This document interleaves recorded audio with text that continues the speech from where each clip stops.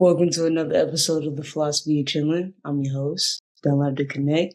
And as you can see, I am joined by somebody virtually. And I'm going to pass it off so that they can introduce themselves. Hey there, my name is Luco Pierre. I'm an actor based in Atlanta, Georgia, and I also do real estate and Airbnb. Glad to be here. Thank you for having me, Dunlap. Thank you for being here. I had the pleasure of meeting you at the Buckhead Club. And from that conversation, I was intrigued to ask more questions, but I'm like, we had an event. So let's see if we can connect some other time and have that be the moment where I can really get in depth with just your experience. And I guess, honestly, looking at the different avenues that you work in and continue to develop through, it really had me thinking about what type of mentality, or specifically the hustle mentality, that you were able to evolve over the duration of time that you can now see the fruits of your labor actualizing itself in a way that hopefully fulfills you. So my first question is, when it comes to the confirmation of fulfillment, what are some things that you look for specifically now versus what you used to look for then? Stay into the deep end. I love it. Deep question. And I do also remember meeting you at the Buckhead Club. You stood out and you seemed very peaceful and very deep in your mind, like in your psyche. So I'm glad to be here again. So as far as the hustler's mentality and what brings me fulfillment now, as opposed to what brought me fulfillment in the past, the question of fulfillment in itself could almost feel a little existential. And I remember going the whole, what I call traditional route of, you do good in high school, you go to college, you get a bachelor's degree, you get a master's degree, you go into your job or your career, or whatever the case may be, and you're supposed to feel all good and fulfilled and like you've accomplished something at the age of 25. And that was almost 10 years ago. And that didn't hit. It didn't hit at all. I did it. I got like 6 scholarships, academic-based scholarships, merit-based scholarships throughout the duration of middle school all the way to graduate school. I worked corporate America jobs, and I did not feel that fulfillment. What I was looking for back then was, of course, money. It's got to be making that. And I wanted to feel like I enjoyed my job. I enjoyed going to work. I wanted to know that feeling that it felt that few people had. And when I found that I did it all, at least I did the path that I was led to believe is the path, and it hit, I had somewhat of an existential crisis, like, oh my gosh, what the hell am I here for? That's real. 25. Yeah. And I guess I got the memo late, as I found many others my age did, that, hey, you don't have things figured out in your 20s, most of the time at least. So I started diving deep into my own psyche and my own path and my own spirit, and thinking about times in which I felt fulfilled. And I thought about it, and it was on stage. I used to do theater plays, and I used to participate as an actor, but actors don't get paid. At least the majority of us don't get paid, or paid well. So I knew I wanted to do acting, and I figured, how do I get into acting while not being a starving artist? Because I tried a starving artist approach, and I salute those who do it. I ain't built like that. I couldn't sustain it. It's hard. It's a different kind of hard. Again, I salute those who do it. I just couldn't. So it was at that point that I figured, okay, let me get into some of the other things that I'm getting into now, I have gotten into, such as real estate. And tying it all to fulfillment, I think about my legacy. I don't know how much time I have left here, just like you, just like anyone else. But I would love to know that by the time I'm gone, I have positively impacted lives to make people either feel inspired, motivated, or just so good inside that they forget about their problems, right? Um, so that's the fulfillment I look for now. Don't get me wrong, I still am about my money. I still stack that as much as I can. I still Yeah. work and hustle, but it's it's more so for my legacy than anything Mm. else. Oh, that's real. This Yeah. that's a little too real for some, you feel me? But I say It's that best to catch it. because oh wait, what are you saying? Oh no, I was just saying, even if it's too real for some, it's best they catch it verbally than through experience. That was good. That was It's good. real. It's real because some people learn it the hard way. Some people learn it when it's too late. So I always would rather learn something through someone else's experience or someone else's story than for me to have to learn it the hard way. That's real talk. It's an amazing point because I just referenced that in another episode where I had to inform someone that a lot of the perceived wisdom that I have, because again, I can't be the determining factor on if I have it, but more so it's kind of similar to that existential environment where you hope that your intentionality is being conveyed appropriately, but it's always leaning on the feedback of others to really tell you what direction you're going.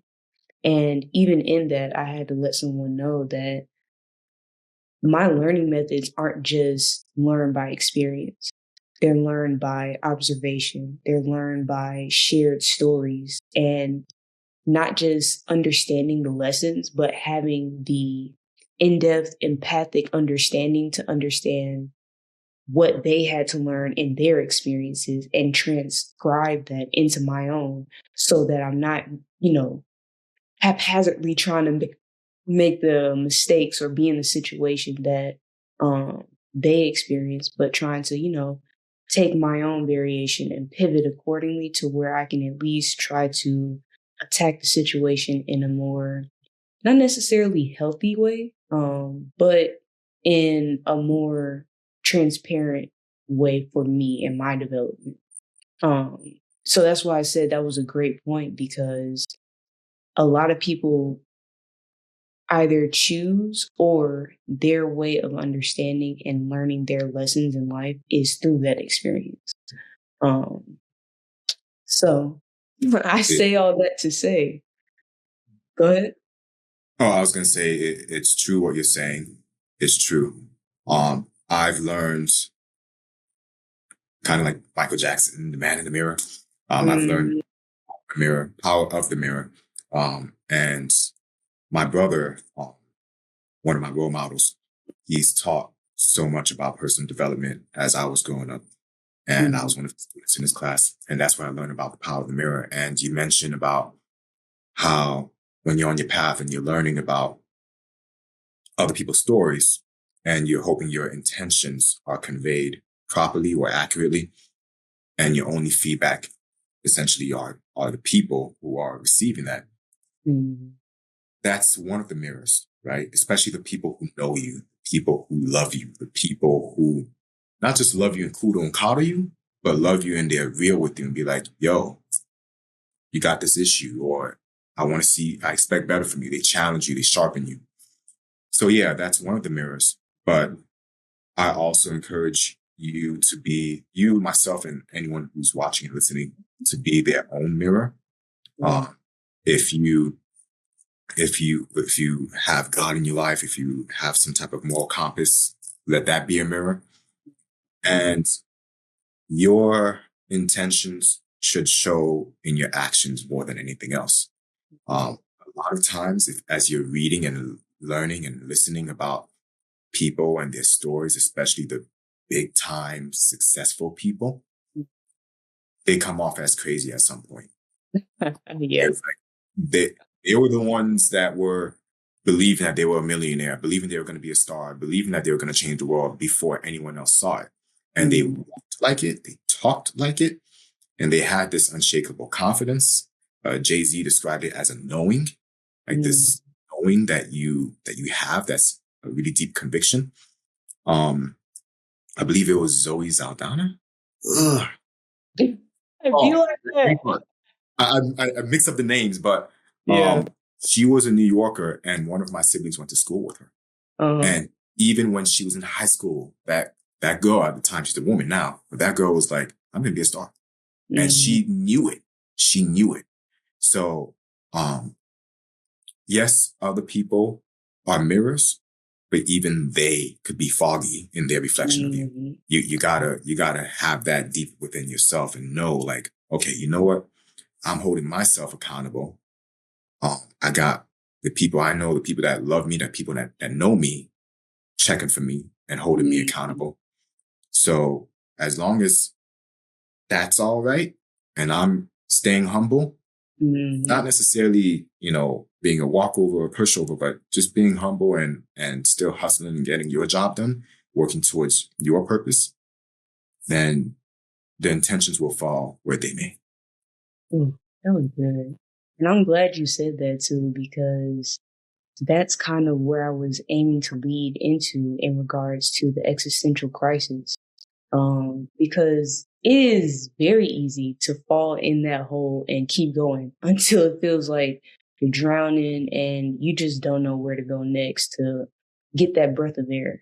And I know that you were speaking on how in that moment you went into your spiritual understanding to, I guess, illuminate that next step.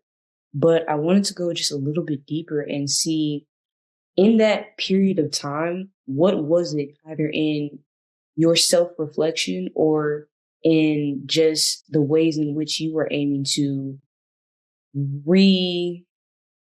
reassure that unshakable confidence in you so that you could understand the next move for you to do? I had to dive deep into my memory bank for that. I know that it is real, but I know it took years. It took years. And even now, every now and then, I feel a little bashful when I think about, or not when I think about it, but when I articulate it to people and I say, "Hey, I'm an actor," or or some of the things that I see in my future self, assuming that God willing, of course, I live to see it. So with that, it's like your dreams should scare you, and they sometimes do with me, or oftentimes do. So at the time, describing that moment, I just remember dreading going to work. I remember thinking and doing the math in my head. All right, I got 24 hours in a day. About 8 of those hours I'm asleep. So there's 16 hours of me being awake. Out of the 16 hours, I got to work 9 hours for the man. Okay. And then the 9 hours I'm working, because, they it used to be 9 to 5, but now it's more like 9 to 6. And they make you pay for your own lunch and all this other stuff. And I was just thinking about the time I spend going to work, the traffic, to work, from work, getting ready for work. So by the time the 16 hours are sucked up from work, I got like 2 or 3 hours left for myself. And sometimes I'm just so goddamn tired that I don't have the energy to work on my own dreams, the energy to go out and have fun. Because sometimes we work physically, and that's laborious. And other times we work mentally, where you have to think and solve problems. And that's also laborious. And sometimes it's even more taxing. Yes. And then when the weekend comes, it's like you got a slew of errands to do, things that are important. And God forbid somebody of your time, and then you got 1 day left, and then the whole cycle starts again. Yeah, that's facts. That's facts. Yeah, after going through that for a few years, after getting that bachelor's degree and getting that master's degree and getting paid crap for all that work, like I got the degrees on my wall right here, and I'm like, ain't no way, man. ain't no way. So I really started thinking about it, and I had a few moments of inspiration, including Jim Carrey's speech. I think it was at Dartmouth uh, University, Mm-hmm. and he gave like this whole spiel about his father, and the lesson. Spoiler alert: the lesson was you could fail at doing something you don't like, so why not fail at doing something you love? Give it a shot. Mm-hmm. And with that, I went into acting, um, full time and whatnot. Um, and I did it for a year before I wanted to see if I could commit to it. And sure enough, I did. So now, fast forward, I'm thinking, you know what? It still does kind of scare me every now and then. I have to mention to people like, hey, yeah, I'm an actor. I may not be big time yet, but I'm working on it, And even then, I have some folks that correct me and say like, no, you got to say it like you are big time right now. Yeah. But it took years. And the reason why it took years is because when I first started it, I kind of had to be an actor on the low. Because if my job found out, I was going to get fired and I had to pay bills. Yeah, that's real. So I'd be calling out sick out of nowhere. I No. have a story where I had to go to LA for about 2 weeks. Mm-hmm. And it was during the blackout season for my job where you're not supposed to be calling out. Yeah, you know how that is. Not supposed to be Yeah. calling out. And They I need was you like, on the okay. clock. Mm-hmm. So I had this doctor, right? Disclaimer, the doctor was not related to me because I do have doctors in my family. I was say, come in clutch, Phil. Nah. But this was a childhood doctor. So him and I went way back. And I have this ability to control my own heart rate just by thinking of it. So I gave myself arrhythmias as he was checking me. I was like, man, I think I need a vacation. He was like, yo, take 3 weeks. I know you need two, but take 3 weeks. You need you to go and chill. And if you come back from those 3 weeks and you need even more time, let me know. I was like, That's man. real. So I went to LA, I did my thing, and I came back. But after a while of constantly having those moments of those close calls where I got to call out sick or do this and do that for the acting industry, man, I can't be half-assing this. Mm-hmm. I have to legit dive deep in it and go in. And the last thing I'll say about that for your question is, Mm-hmm. I remember at some point, me personally, I believe in God. Yeah. I don't force it onto other people, but That's it's just don't get me wrong, I ain't no saint. That's That's what I real. was out. It's real. Everybody got a testimony. I have my vices. I always have to give that disclaimer because I don't want people thinking that I'm some saint. But but I do remember having a conversation with God one day, and it was at a low point because I was busting my ass hustling, and I'm thinking, well, I'm doing this for my legacy. I'm doing this to be an actor so I could impact the world and this, that, and the other. But how do I even know if it's going to happen? And I was straight up with him. I was like, I need you to be real with me. And he showed me. He showed me that very morning. It's something private that I keep, but it was an incident that happened. It was a very public incident, and I was right in the forefront of it. And and after experiencing that, I was like, whoa. Granted, nobody was hurt. I didn't hurt anybody. But I saw what could have been life and death right in front of me. And that was just an hour after making that prayer. And I was like, okay, no more of that. I got you. I understand my assignment. I heard you loud and clear. I heard you loud and clear. And I think that happened maybe 2 or 3 years ago. Okay. And I started going into acting hardcore like maybe 8 or 9 years ago. So it took years to get to a point where I have that knowing. And it's like, I don't care what anyone else believes. Casting director doesn't like me, or casting director doesn't cast me, or whatever. I don't go around looking for trouble. I'm not one of those kind of guys, but I'm not relinquishing my destiny to any man or woman. So it's in my hands, and I'm gonna get it done. I love that. I love that so much. Honestly and truthfully, There's so many things I wanted to tap into.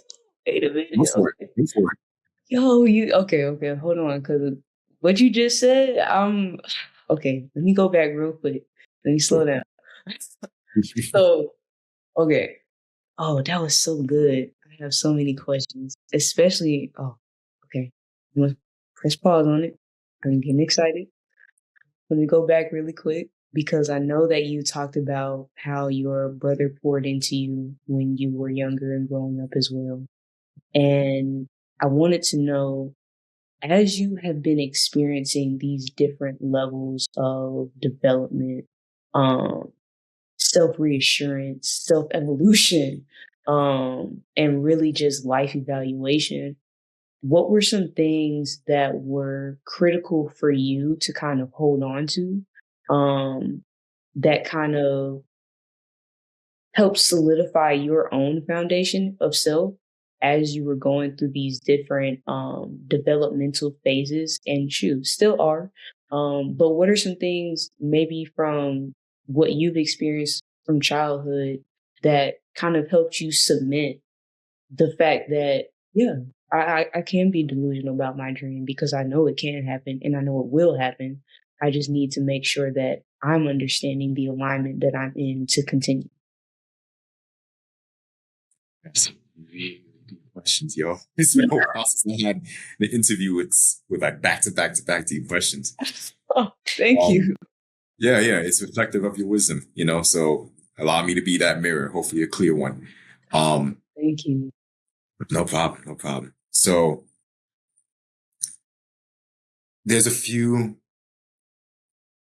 almost like phrases or mantras that have been engraved into my mind and my spirit.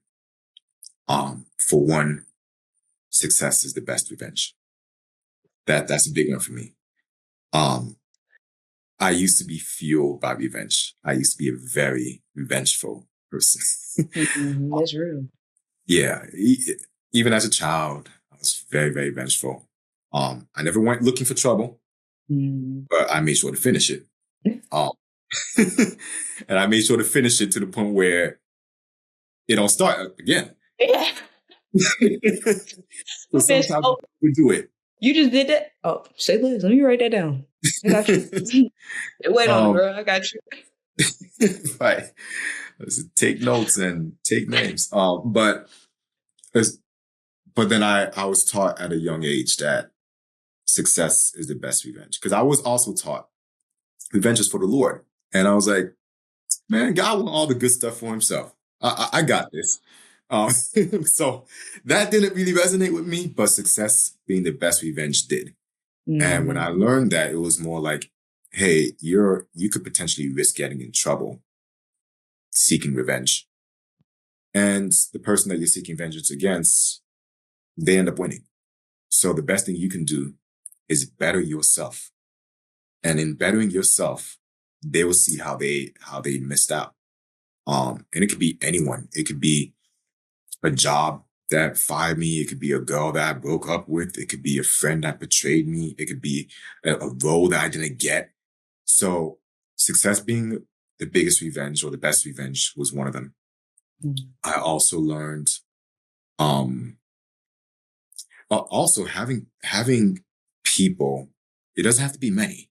It could be just one. It could be three or four, however many that is sufficient for each person.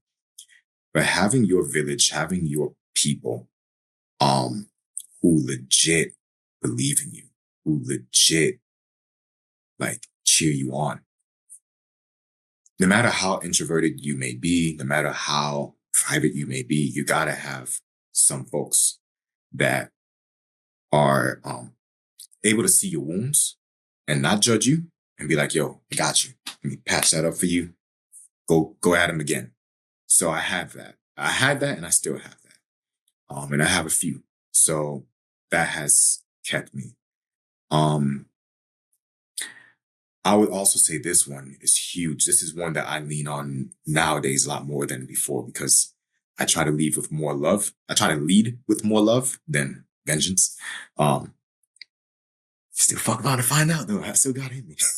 but but as far as the love, I think of it as it's preparation for my destination.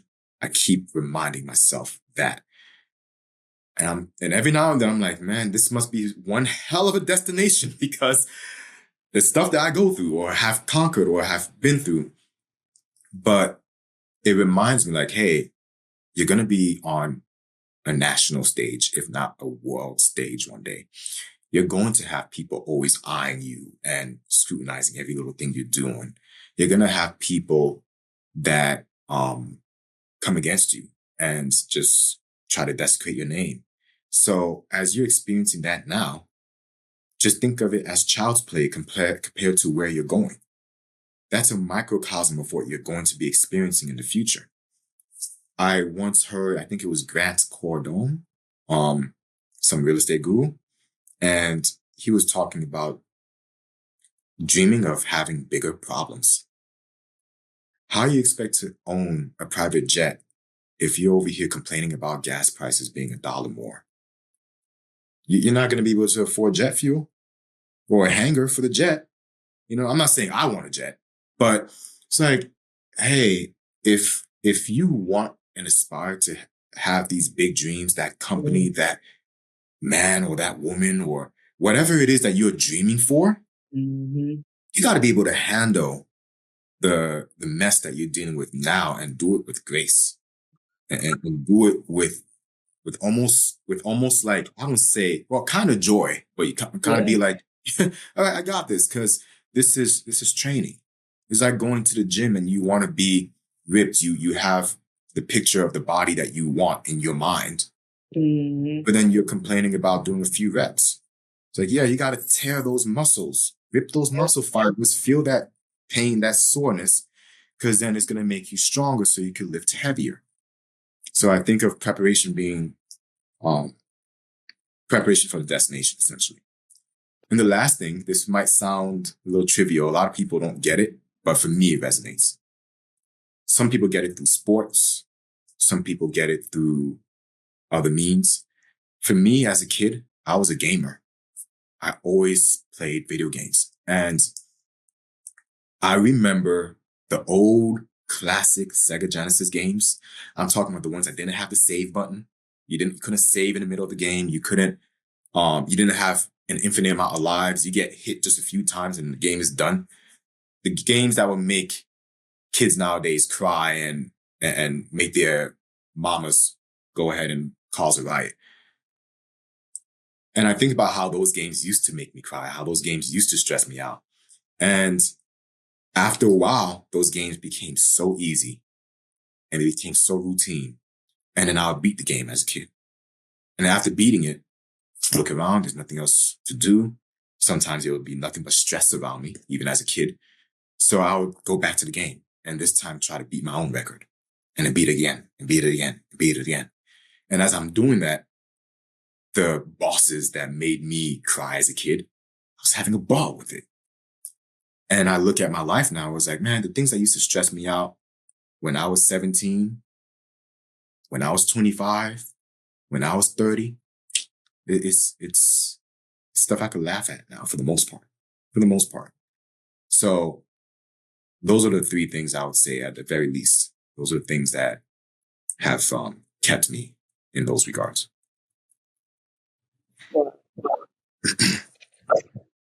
That was too good, actually. That was too good.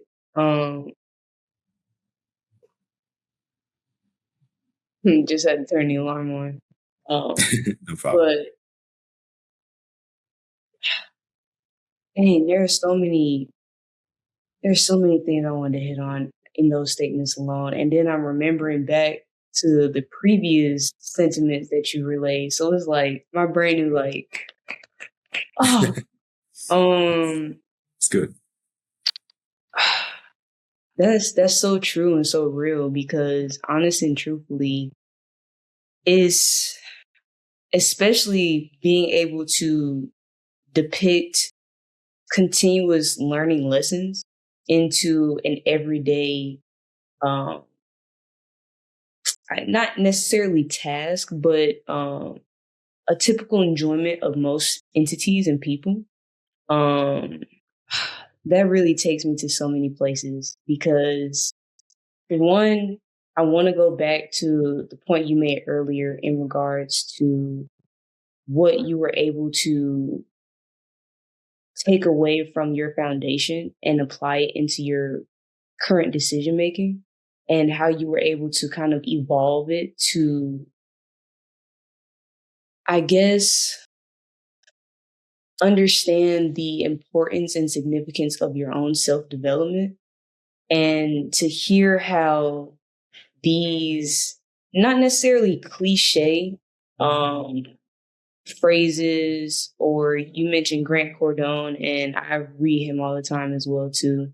Um, Great person to go to as far as like just motivational steps and information.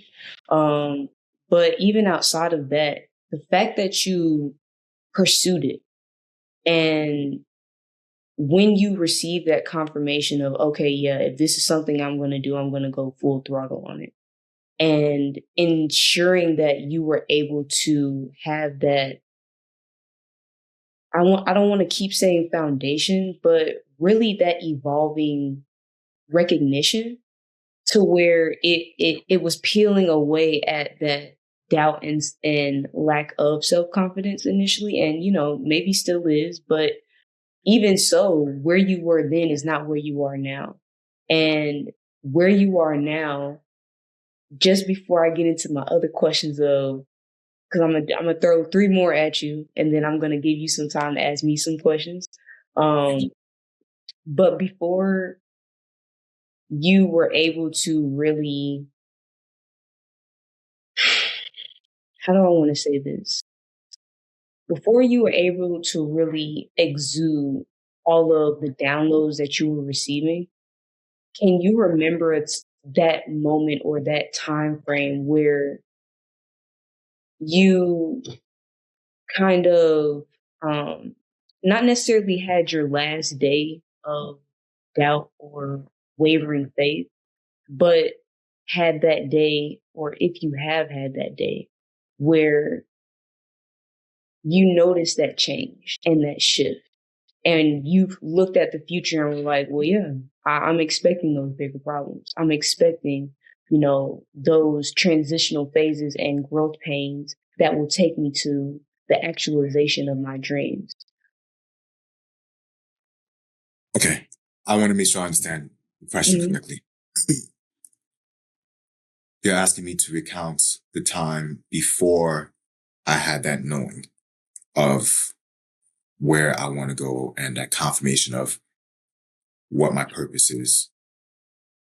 Thinking about that headspace, and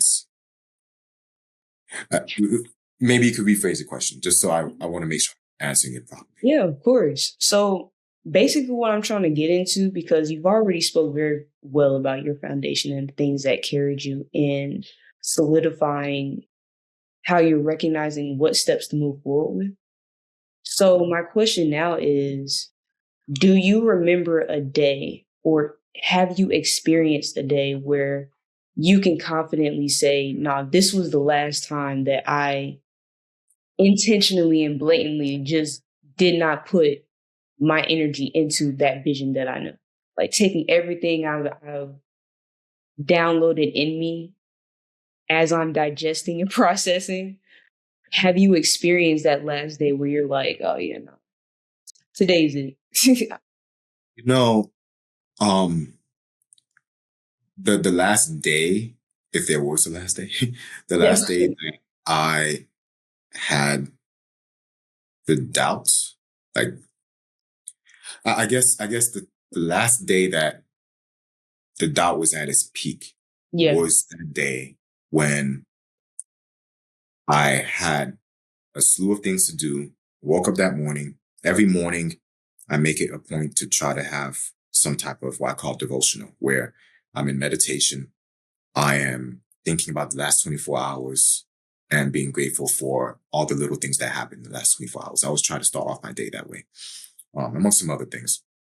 Thank you. And as I was doing that, I just remember thinking, okay, you know what?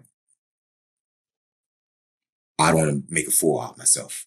Um, if I'm going to be a big time actor or an impactful actor, whatever the case may be, I need some confirmations because the doubt is real. And that again, like an hour later, as I was heading out, I received my confirmation. That was the day in which that was the last day in which my doubt was at its peak. But being human, right? And I don't like overusing that because it's kind of like a scapegoat or a get out of jail free card. A lot of people use that almost like a handicap. But for me, I recognize, okay, have your human moments. I'm not God. But every now and then I still doubt. I know, but then I still doubt. Yeah. So there are still days where it's like, I know I got that confirmation, but it feels kind of far away, or I wonder if it still is going to happen. I just have to tap back in. It's much easier now to tap back in now that I've received those downloads, like you said, those downloads we're speaking about. So yeah, I still have the doubts every now and then. It doesn't happen as frequently, and it's much easier to shake it off. That's real. And, okay, you know what? So long as I have breath, that means my job isn't done. The mission is accomplished. So it's only when I depart from this planet, it's like, okay, at that point, my mission is done. So if I'm still here, it means there's still something I have to work towards. And if I'm not there yet, exercising the dream or the purpose on the daily like I thought, or like I know that I will, then there may be something in me that I'm lacking or something that I have not yet done to get me there. So I've got to work on myself. I've got to learn whatever lesson I've got to learn, because the last thing I want is to get to the destination, crash and burn. If I crash and burn, I better be able to pick myself up, resurrect myself, and continue on. But I don't want, because a lot of times I recognize, and I'm sure I've been guilty of it. In some practical terms, I have. That's real. But we sometimes ask for things that we don't know what the hell we're asking for. I remember always having, like I've never driven American cars. I've always driven, the Nissans, the Hondas, the Toyotas. It's part of being Haitian because that's who I am. It's the holy trinity of cars for the Haitian community. I've driven them all. And I was like, man, I want like foreign. I want luxury foreign. Then I got myself a Mercedes and quickly learned how expensive that was to keep up. And I was like, even though I did the research and I even researched how much insurance was going to cost, but I was like, hey, like some of these expenses and the way I went about buying the Mercedes, it was just like, okay, yeah, first foreign car, but I learned quite a bit. So granted, it's a car, but I don't want to go through that with my purpose, where it's like, oh snap, I'm finally on the world stage, or for whoever's watching or listening, oh, I finally got the dream job. I finally got that dream house. I finally did X, Y, and Z. And you weren't prepped for it. You didn't go through the internal work that you had to go through. And then you mess it up. Because some opportunities don't come twice. So I'd much rather be front loaded with whatever lessons I have to learn and tell myself, okay, this that I'm going through is preparation for the destination. What lesson do I have to learn based on what I'm going through right now?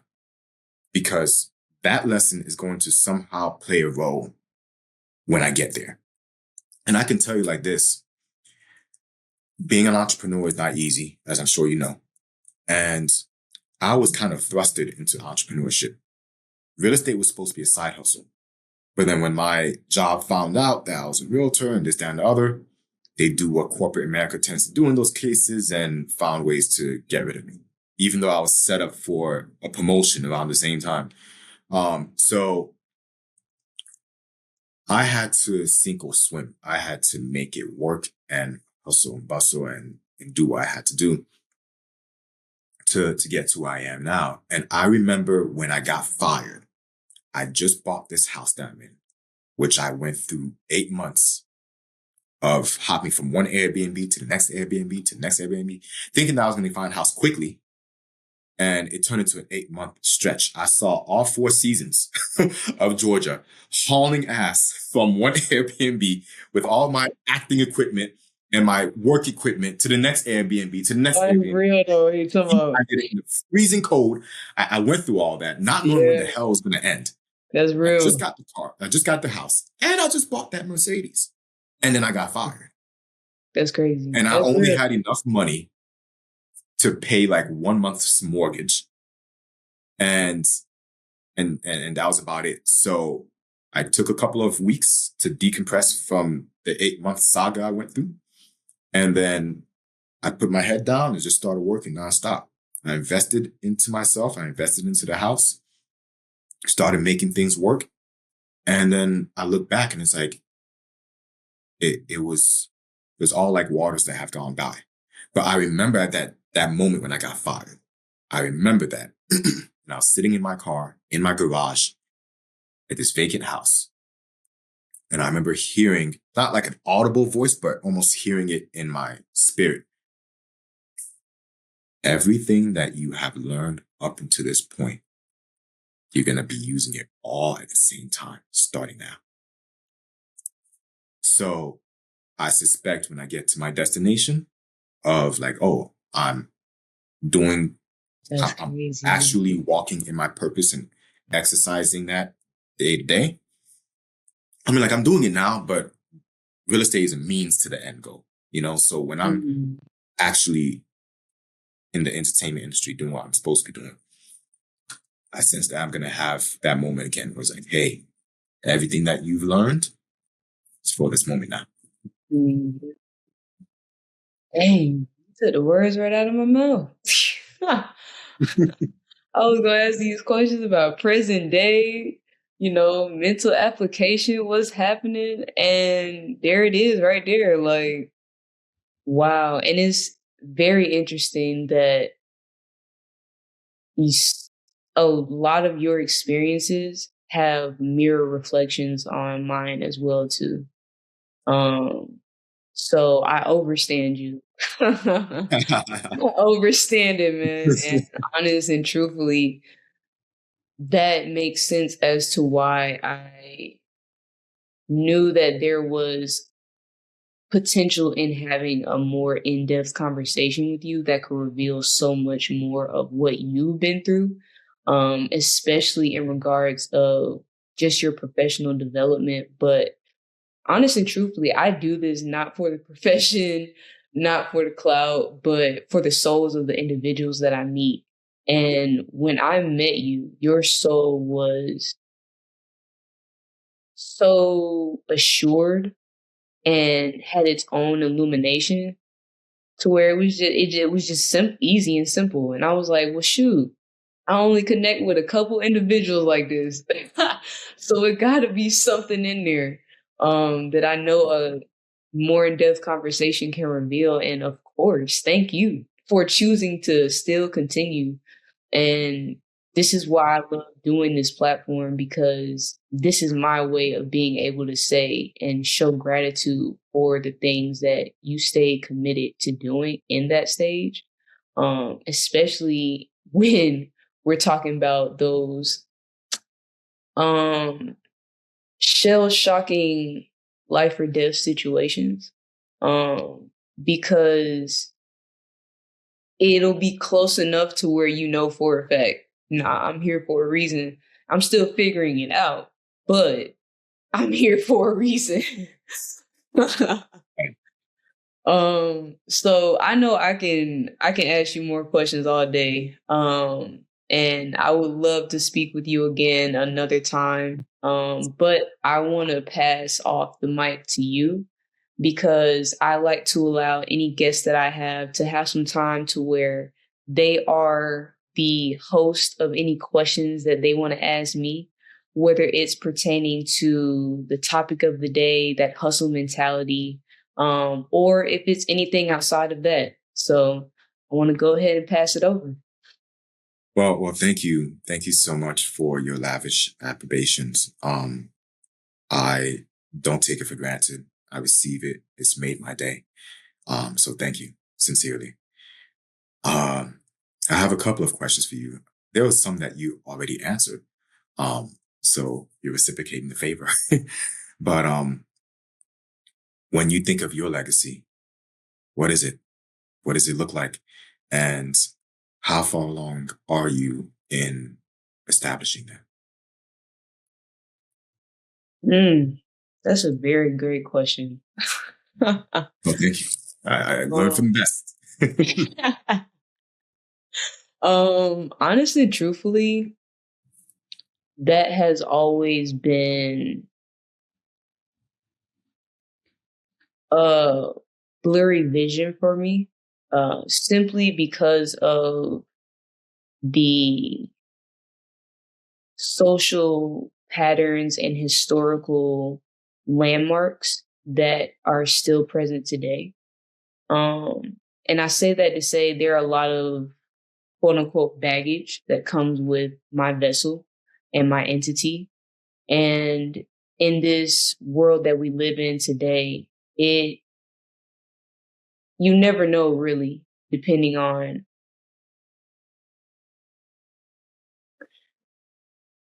you never know really what day could be the day, just based off of who you may encounter or be surrounded by.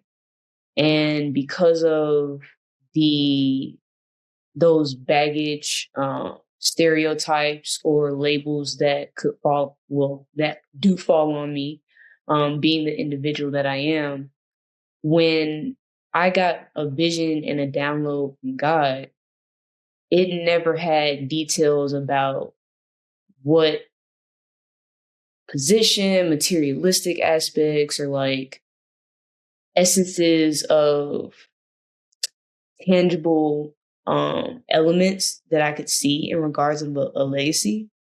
What always kept being downloaded to me was just be open to being led by me. Follow and obey, and I will lead you where you need to be. And that's where my legacy focus was on, because when I leave this earth, I don't want to leave this earth not being confident in the fact that I did exactly what God asked me to do while I was here.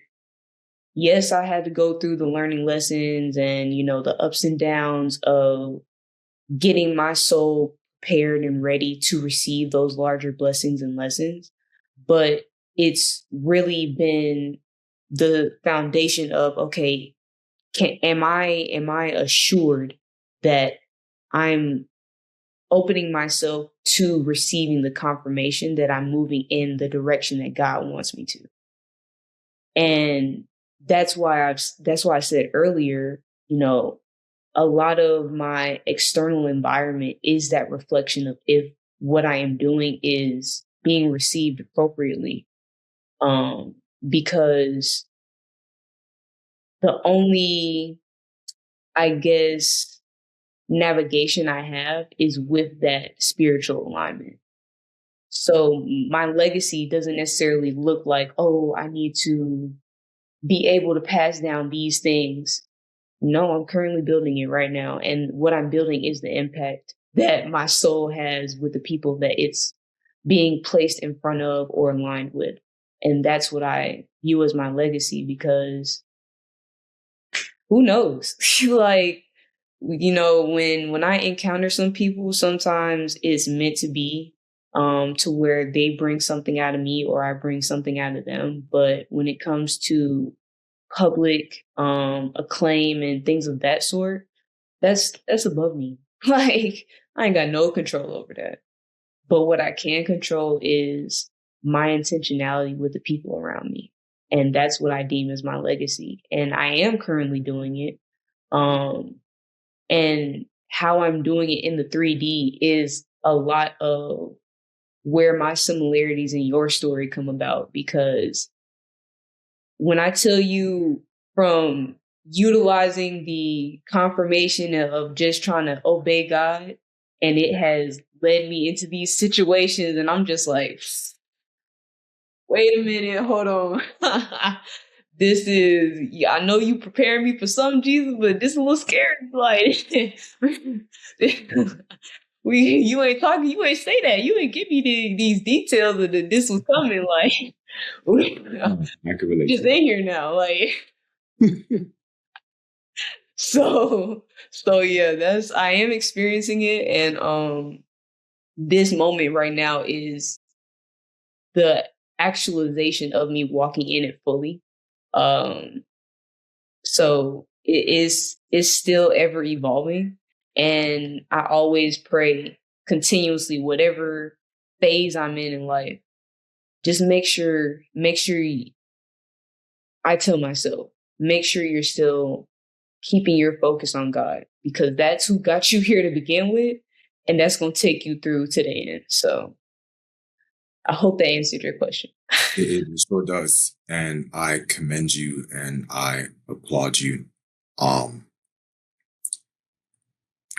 I don't know your age. I don't need to know, but you look very young, but, you speak very wisely, much more wiser than I imagine your age is, so I Thank you. applaud you for that. Um, a lot of times our baggage is, is there for a reason. Of course, some of it we put on ourselves. I know I've done that, but other times it's like, yeah, it's in some ways there to keep you humble.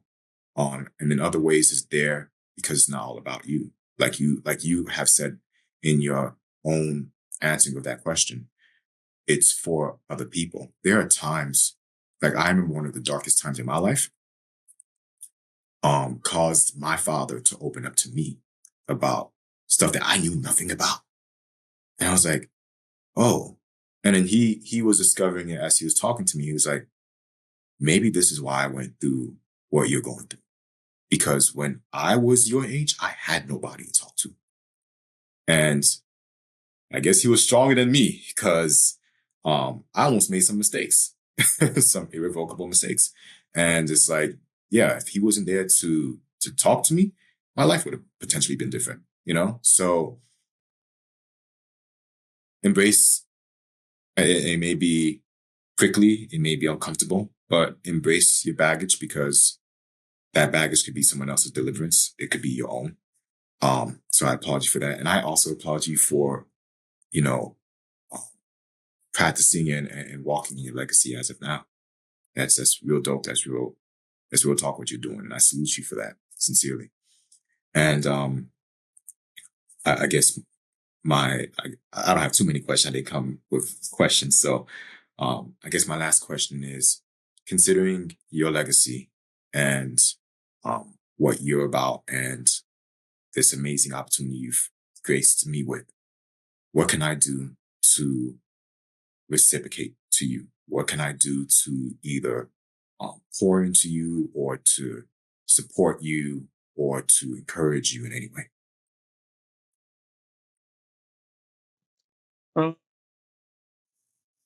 Wow.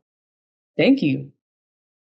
One, thank you for, I don't know if that was a download or if you felt as if that was something you needed to do, but the fact that you articulated that regardless, I appreciate that. And I appreciate your words as well, too, because like you said earlier, I am receiving all of this. Like, Same and here. I'm not taking it for granted because, again, intentionality and time are some of the most important things to me. Um, so to answer your question, I mean, honestly, just another external advocate. Like, I know for this podcast alone, I want to surround myself with intentional business owners. And I want to be a better vessel to provide brand awareness for not just what you're doing, but for what a lot of these up and coming entrepreneurs, these current professionals that have been decades in their game, but haven't had the platform to say what they need to say and exude their own experience and wisdoms outside of, their organizational, titles and things of that sort. So continuously supporting publicly.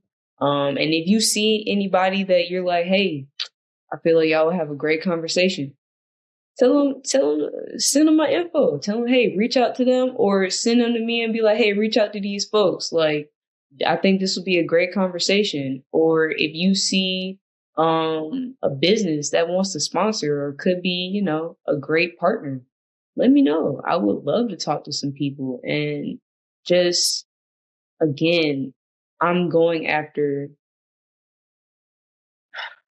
understanding the souls of individuals. I don't care if I agree, disagree, what have you. That's what I want.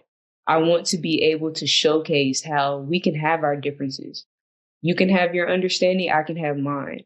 But what's most important is that we're evolving spiritually so that we can recognize each other and still move forward in a way that benefits the space that we're in, which is this earth.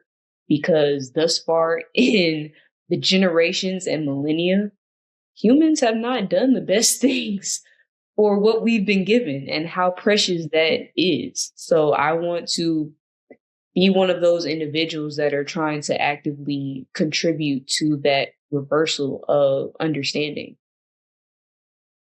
Got you. Got you. Well, I'll keep my eyes open and ears peeled. If that's how it goes.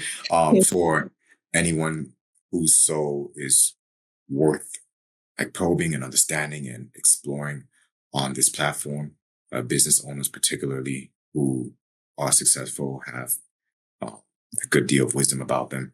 So I'll be keeping that in mind and sending them your way. I'll also be supporting you. So I'm gonna stay connected.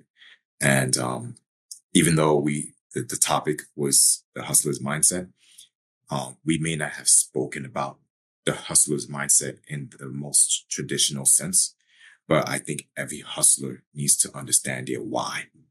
And we went through a whole lot of whys. You got to have that knowing. You got to have your fuel, because there'll be times where your body doesn't want to keep up. There'll be times when your mind keep up. But if you got that conviction, if you got that why, then there's no need to teach you how to hustle. It's going to be natural. You're going to be relentless at it. So, I appreciate it. And, this was certainly quite the experience. So, thank you for it, and, keep doing what you're doing. You're doing awesome work. Thank you. Appreciate you. And my sentiment is the same for you as well. Let me know how I can best help you. I know we're both in film. I typically am in first AD roles, producing roles. I did one director opportunity, and that was kind of cool. Being able to switch off that left side of the brain and just fully go creative is very interesting. Awesome, isn't it? Yeah, it is. They got it. They got it. But I say that to say, yes, if there's anything that you want to bounce ideas off of, you're looking for aid in the things that you're doing, let me know. I genuinely want to support individuals that are investing into their life in the ways that you are. So I want to just blatantly say that is an open invitation. So if you have an idea and you like, hey, Dunlap, let me run this. Come on, let's see how we can make this shake. All right, cool. Let's do it. But before we go, I want to give you back the mic so you can reintroduce yourself. Let them know where to find you. Let them know where to tap in. If you got some projects coming, shout it out too. Because I know we can sit here and talk all day. But I know we have to go, and the audience do too. So go ahead and let them know where to find you. All right. Well, thank you again. My name is Luco Joshua Pierre. You could find me on Instagram, Luco, LUCOJP. You could find me on Facebook by my name, Luco Pierre. You could find me on LinkedIn, Luco Pierre. I have a very unique name. So if you Google me, you'll see my face everywhere. You'll see a lot of real estate, but again, it's a means to the end. So I'm doing real estate so that I can do what 50 Cent is doing. I could do what Tyler Perry is doing and write my own, produce it, direct it, cast myself and cast people I know and other undiscovered talents. So that's how you find me. And I look forward to connecting with all of you and staying in touch with you as well. Done that. So appreciate y'all and your time. Well, appreciate you. And this has honestly been amazing. I knew this conversation was going to be good, but I didn't think we was going to have this many similarities in our stories. I'm not going to hold you. It's dope. It's dope. It is. And I can't wait to get into more when that time aligns again. Yes. So to everybody listening, again, we got to go. So you do too. We out of here. Peace. Peace.